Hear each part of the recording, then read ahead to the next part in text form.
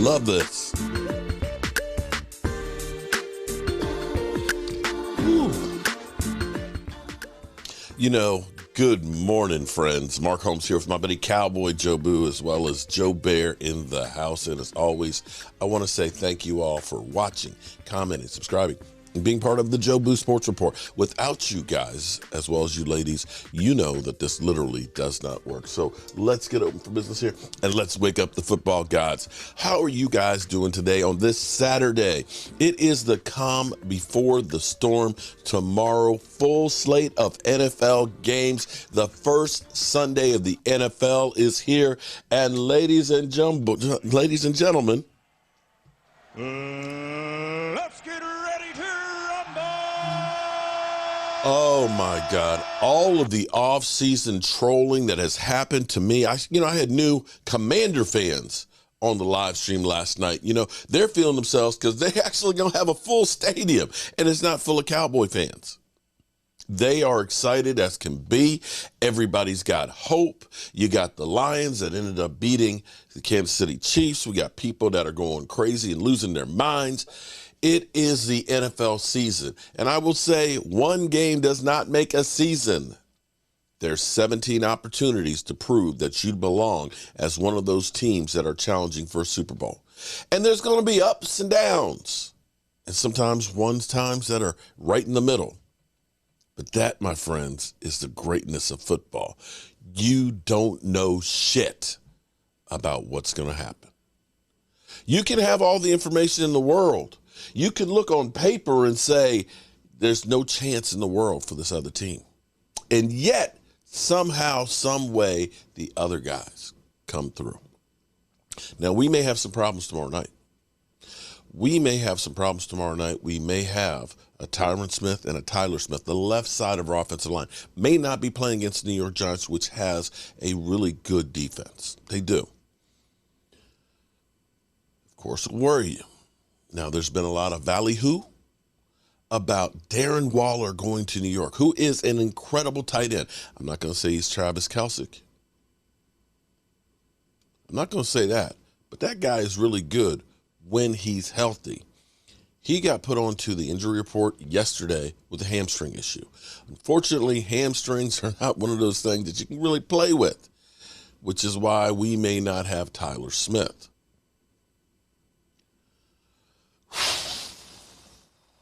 Man, I was watching First Things First, and Greg Jennings, who predicted the Detroit Lions, beating Kansas City, is now saying he believes in Daniel Jones more than Dak Prescott because, as he put it, the owner doesn't believe in Dak because that's why he went out and got Trey Lance, that the players are disrespecting him and calling him names on the field, that he's been a turnover machine. Because, see, Greg Jennings, Greg, you're my boy. Greg, you're my boy. You and Calais Campbell back there in 2013 with United Way at that symposium. Calais Campbell made me look like a little teeny kid, elbowing me. And I remember you gave me the flipper in there, too, when we were doing the high fives. You're good people. You're good people. You've done a lot of charity work and stuff like that. But come on, bro. Daniel Jones better than Dak Prescott, and you trust him more. You trust him more than Dak Prescott. We're talking about the guy who the Giants, going into last season, weren't sure they wanted to keep. We talking about Danny Fumbles. Don't fumble it, Danny. Don't fumble it. I just said don't fumble it. That guy who had 15 TD passes last year. But as you put it, they gave him the bag of money. They showed him the love. They believe in him. His players respect him. Well, I tell you what. Let me just go through a few numbers here. Just go through a few things. In prime time, Dak Prescott has been the anti-Kirk Cousins. In primetime games, Dak Prescott is 22-12. Daniel Jones is Kirk Cousin-esque, 1-10. During primetime games, Dak Prescott completes 66.3% of his passes. Daniel Jones, 61.5.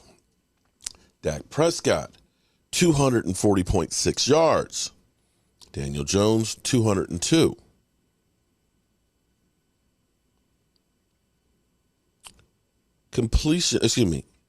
Rating, 95.7 versus 72.8.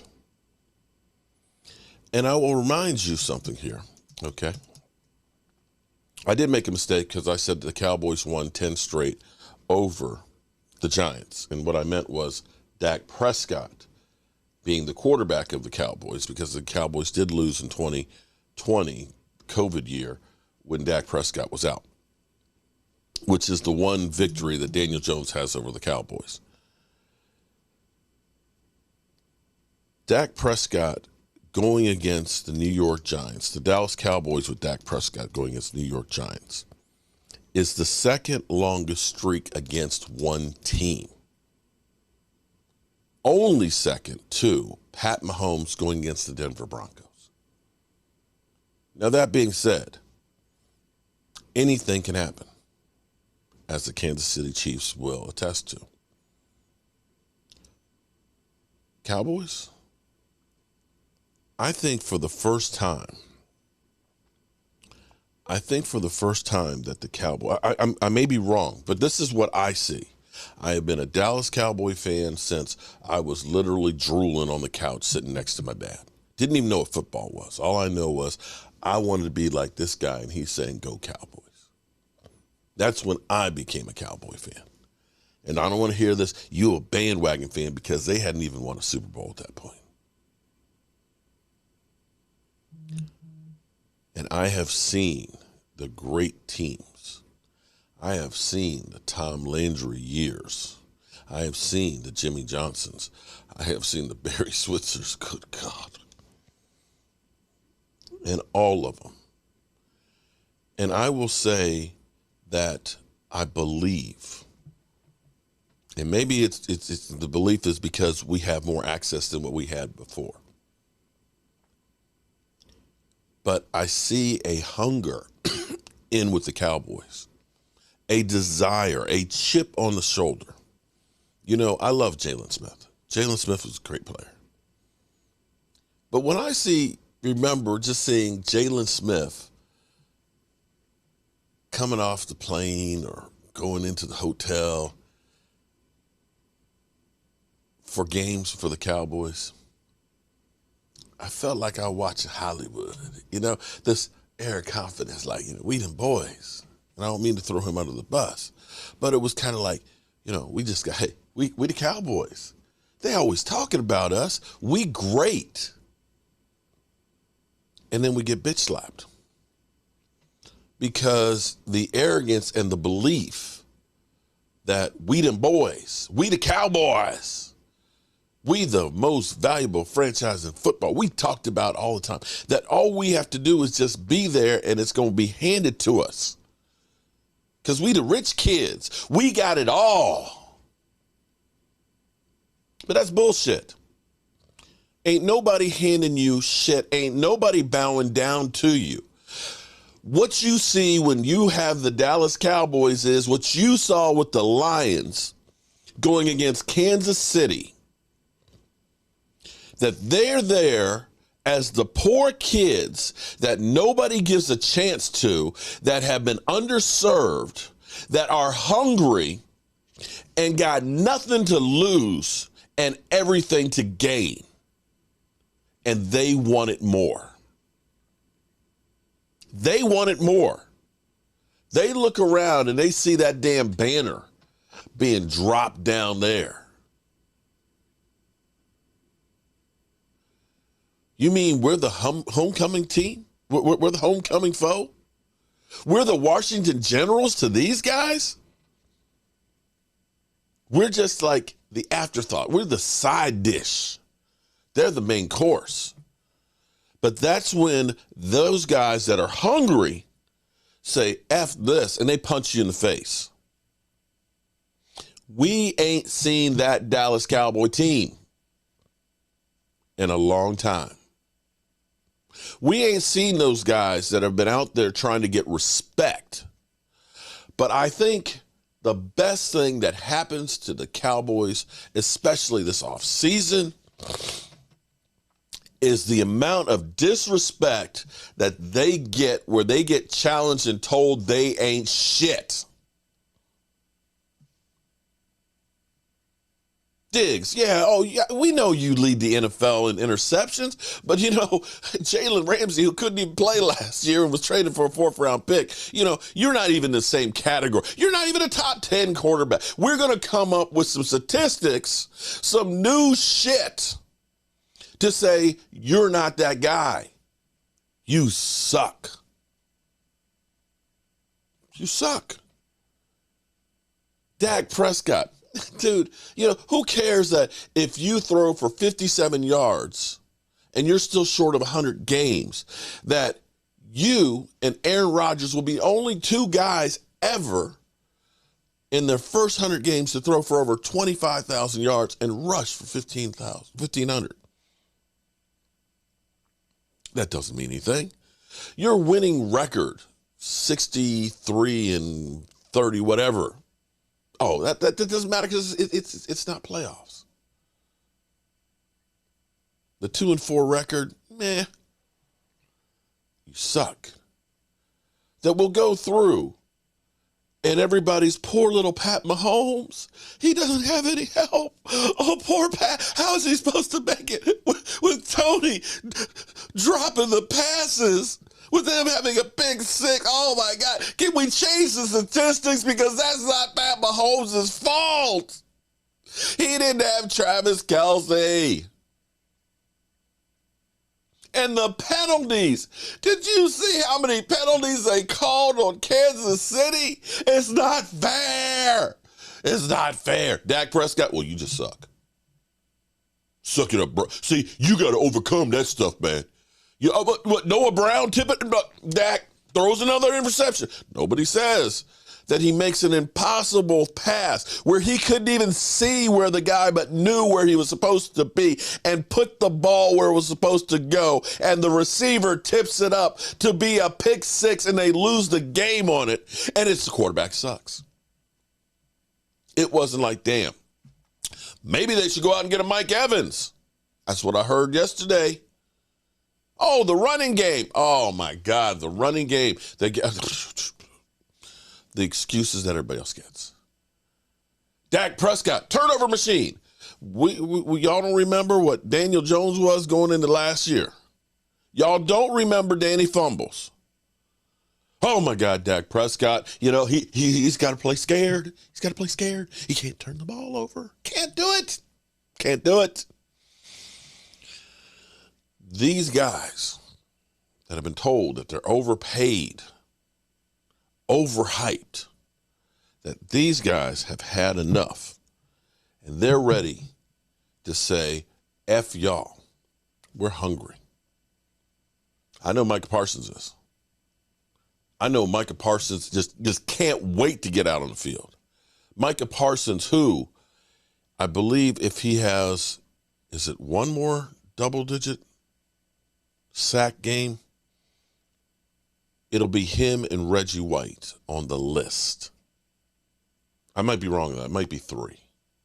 Either way, you talk about being on the list with just you and Reggie White, you're talking about greatness. You get a guy like Mozzie Smith, that Eagle fan, Mozzie Pad. He's a bust. That all these guys get all this shit. And when you take all that shit at some point, and y'all know about me, I will take a lot of shit. But I'm going to be honest with you. I brush off a lot, but at some point, when I lose it, you don't want to be on the other side of it.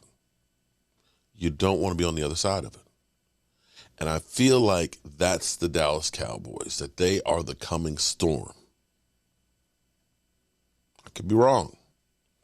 But I feel this sense of urgency, this aggression, this hunger with the team. Now, we got 17 opportunities to prove me right. And we'll see what happens. Here's the thing that's just kind of proven my theory, okay? I know I'm the village idiot, okay? I don't pretend to be, the all-seeing, all-knowing expert. I've never, ever said that. But I've said it for a couple of years now, that tight end is key now in the NFL. Tight end, to me, now is as much or more important than wide receiver. You'll remember I got my jersey last year, 12 personal, because I'm an idiot, okay? Didn't know the difference. But it is personal to me.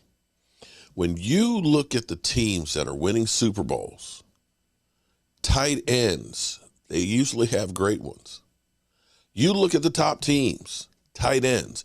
You look at the New York Giants, they said, let's get Darren Waller. That's the best tight end we can get. Let's just pray that he stays healthy. If Thursday Night Football didn't help to prove that, everything goes through the tight end. Travis Kelce.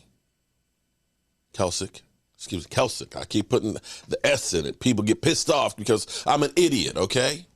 Sorry, I don't get it right. My wife pointed out that I've been saying Rashid.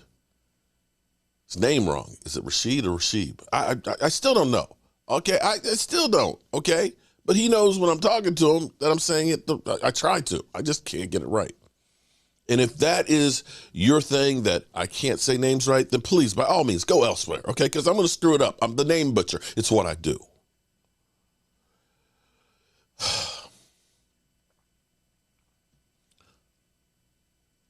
Tight ends are key. You remember George Kittle over the middle, bobbling that catch that Diggs should have gone through and lit him up on? Game-changing catch. Pat Mahomes without Travis Kelce. Without him, he was just average. Wide receivers are dropping passes. The running game's not there. Tight end is the ultimate transformer. And you must have a great one to be successful now in the NFL. 12 personnel. I love it. I hope and pray that we use it, because in the past few years, 12 personnel has been one of the most effective packages that the Cowboys have had. It's not your daddy's 12 personnel where it's just a heavy run. We're just trying to run and get the first down, so we got a bunch of big guys in there. With today's tight ends, and let's hope that Jake Ferguson is that dude that takes a major league and is better than, you know who, Dalton Schultz. That is the guy who helps the offensive line, who chips that defensive end on the way out, who can be that possession guy, that security blanket. Sometimes can go deep. There's a mismatch for being covered. Do you cover with the linebacker? Do you cover with safety? Do you require being double teamed? All of these things are factors in the game. And that, my friends, is why I believe the Cowboys will be successful. I think we're in a better position with tight ends. I don't know if we have one that is good enough to be that, but tight end is key.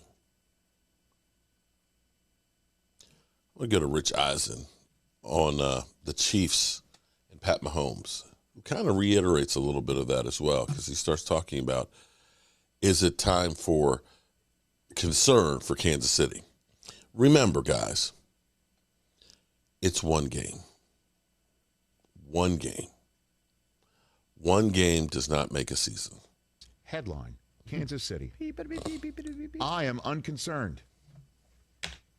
I think you're the only one. I know I am. I am you. unconcerned in the same way that I said it is not an asterisk for the Lions to have won a game against the Chiefs in Kansas City because there was no Chris Jones, there was no Travis Kelce. I will say throw this one out because there was no Chris Jones or Travis Kelce for the Chiefs. What I did see from the Chiefs last night that I liked, Mahomes doing Mahomes-like things. Wait a minute.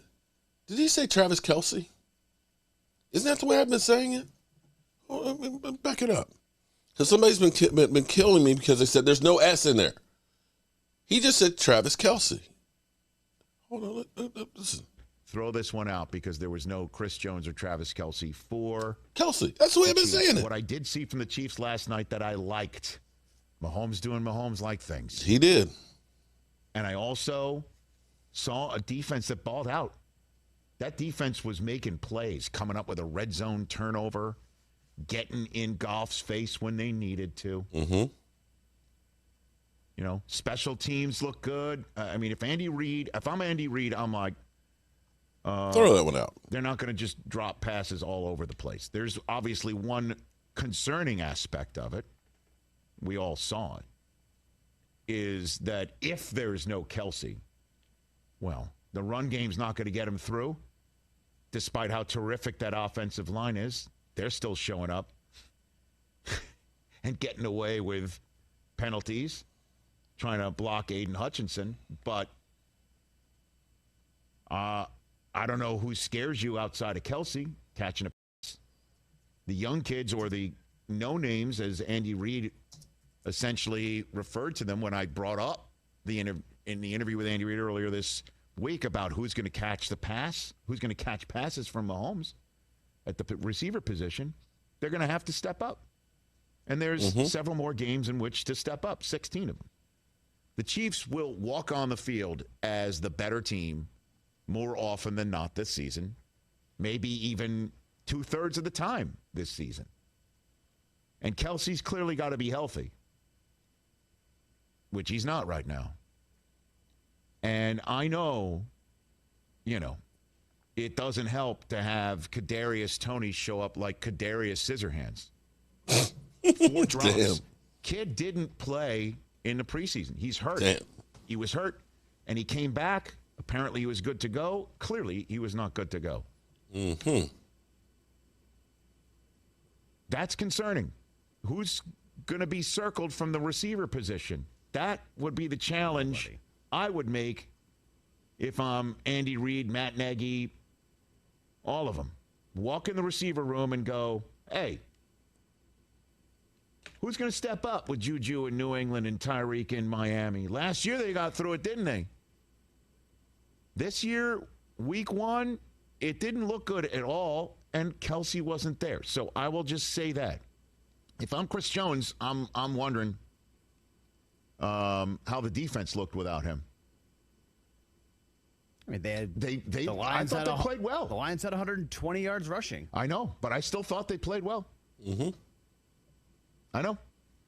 There were some big gashes. No pressure on Goff last night. That's not true at all.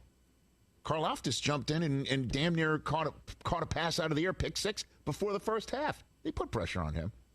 1 sack in the game. The Lions' offensive line is really good, pal. Of course they need Chris Jones.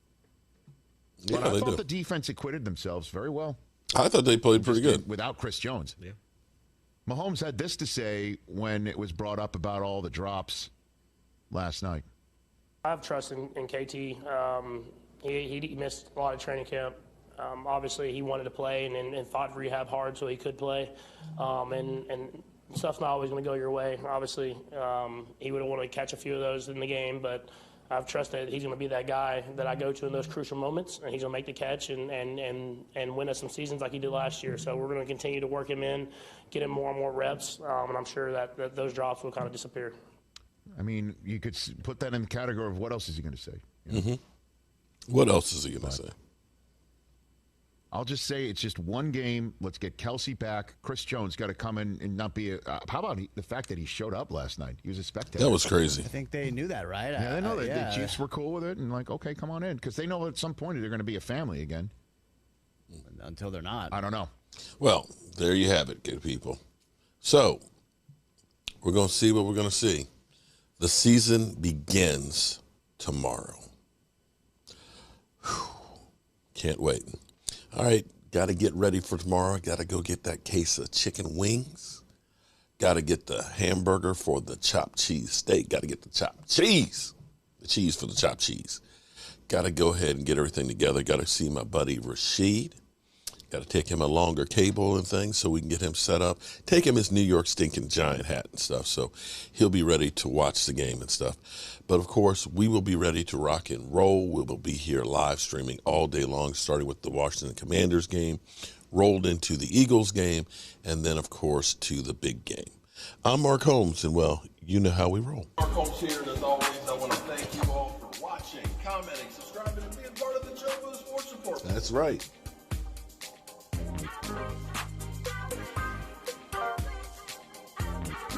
One hell of a job, and the only thing else I got to say